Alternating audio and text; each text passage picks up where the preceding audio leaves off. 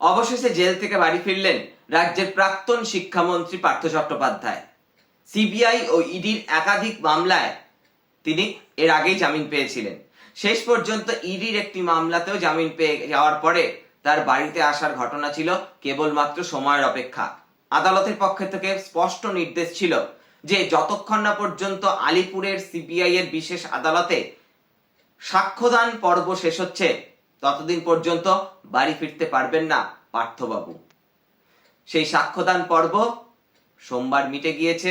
তারপরে মঙ্গলবার 11ই নভেম্বর বাড়ি ফিরলেন পার্থ চট্টোপাধ্যায়।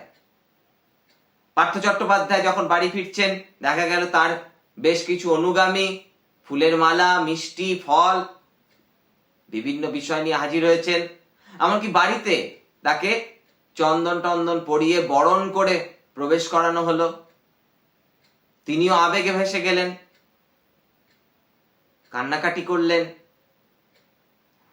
2022 সালের 22শে জুলাই ইডি পার্থ চট্টোপাধ্যায়কে গ্রেপ্তার করেন। তারপরে গঙ্গা দিয়ে গড়িয়ে গিয়েছে অনেক জল। তারপর 3 বছর 3 মাসেরও বেশ কিছু সময় পর বাড়ি ফিরলেন নাকতলার পার্থবাবু। এবং বাড়ি ফিরেই তিনি বার্তা দিচ্ছেন যে আমি বেহালা পশ্চিমের মানুষজনের কাছে বিচার চাইব।